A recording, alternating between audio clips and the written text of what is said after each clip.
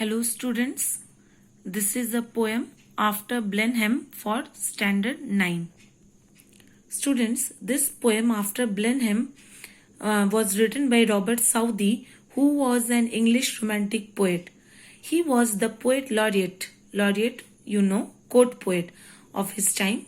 He wrote this poem in 1796 about a battle that took place in Blenheim, a village in southern Germany in 1704. The poem after Blenheim is also known as the Battle of Blenheim, and it is a famous anti-war poem written by Robert Southey. Now, student, you can see here three characters: grandfather, granddaughter, and a grandson. I will give you the name of these three characters. These are the central character of this poem. Grandfather is Old Caspar, granddaughter is Wilhelmine, and the grandson is Peterkin. Students, as I begin the poem, you should know that the poem begins with a chat among grandfather and grandchildren. Being a anti-war poem, it also highlights the generation gap and their way of thinking.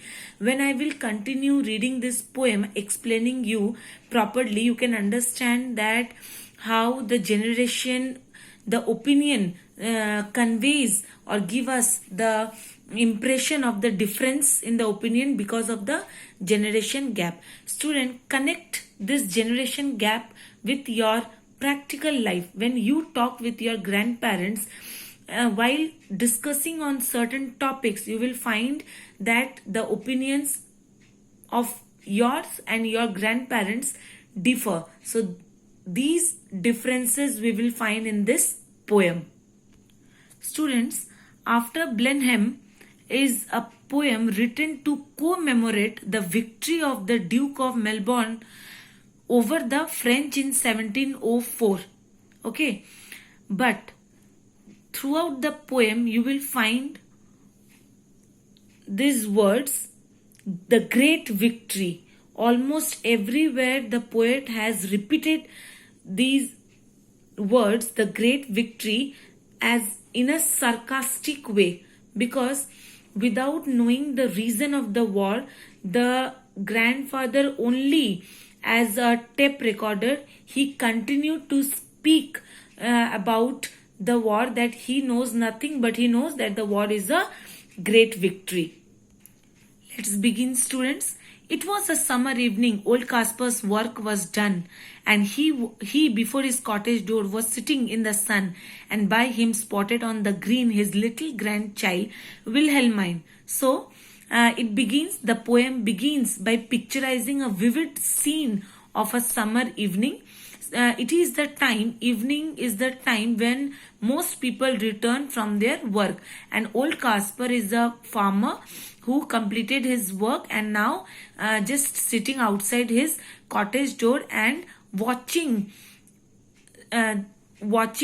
grandchildren playing near him. So here Wilhelmine is the granddaughter. Students, underline the word spotted. It means played. So sitting outside the cottage door, Old Caspar was watching his grandchild Wilhelmine playing on the green.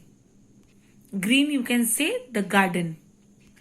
She saw her brother Peterkin. She means Wilhelmine saw her brother Peterkin roll something large and round, which he beside the rivulet. Underline rivulet. Rivulet means a tributary of a sea or a river. You can say a small stream or a small river. In playing there had found. He came to ask what he had found. That was so large and smooth and round. Large, smooth and round, we can identify that it might be a skull. Students, skull you have seen in your biology lab or in the science books, that how the skull looks like. So when Wilhelmine was playing in the gardens, she watched her brother Peterkin rolling something large and round, which he found near the small stream or the river. And he out of curiosity, Peterkin brought that large, smooth, round thing to his grandfather in order to know what the thing was. So, students, reading these two stanzas, you have formed a clear picture in your mind. Cottage is there, grandfather is sitting, grandchildren playing outside the garden, and a small river is there, and it is totally green. It is covered in with greenery, so you can just make a picture in your mind, and it will be helpful for you to understand the poem properly. Let's continue.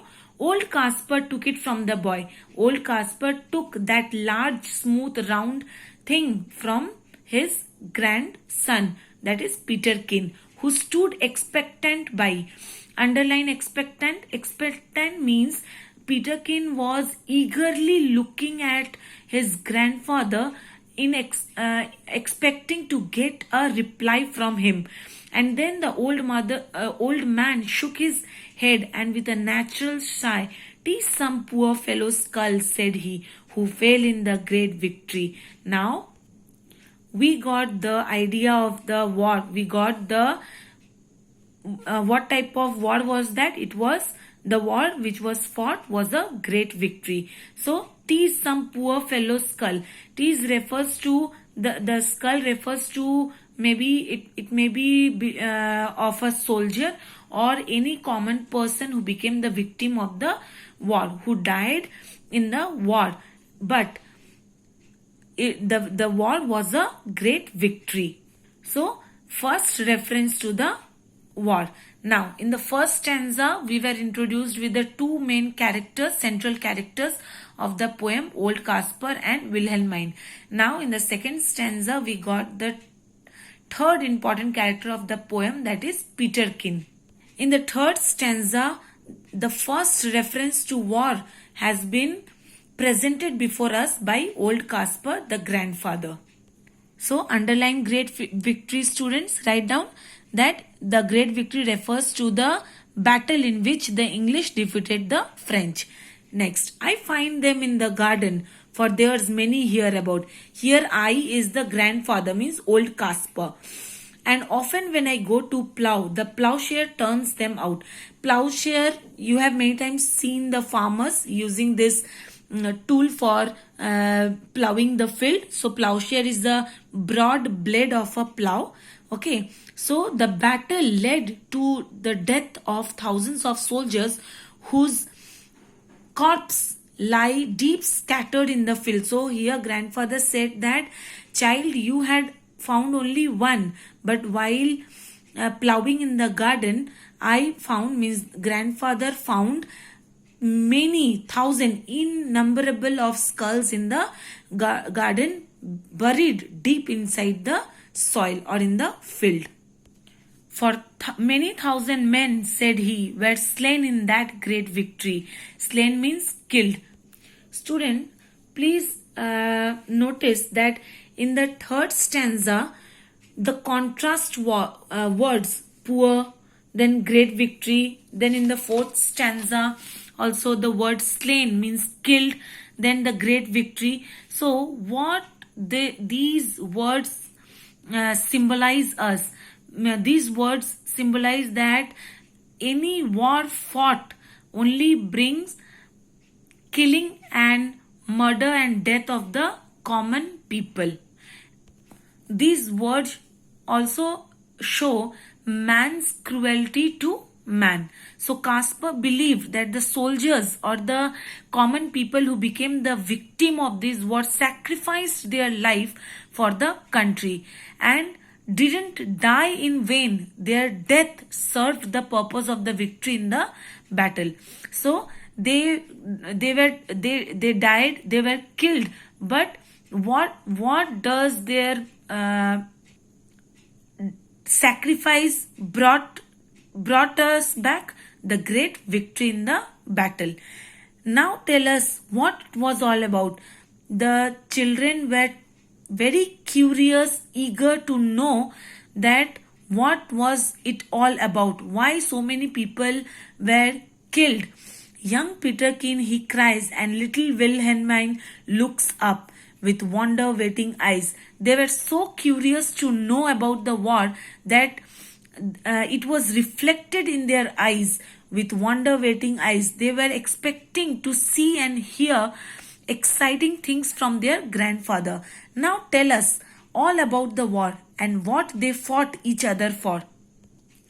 Students, underline what they fought each other for. This is the first important question put before grandfather by a little child. Now you can see that how curious they were to know that by dying, why they fought, what they received by fighting with each other. So, in this stanza, hearing about the battle, hearing about the war, the children became restless and they were too curious. They became so curious to know more and more about the war or the battle. Now, see the answer of the grandfather. It was the English, Caspar cried, who put the French to rout. Rout means destruction and defeat. But what they fought each other for, I could not well make out. Now, from these lines, students, you can write down that the old Caspar revealed his inability of an ordinary citizen to grasp the reason why the war took place. So from these lines we can understand that Caspar was not sure that why they fought, but could only say that everybody said that it was a famous victory. I could not well make out, but everybody said, quoth he, that it was a famous victory. So Caspar was revealing his inability because they never thought of the reason. They never tried to figure out the reason of the war. Only they knew that it was a famous victory.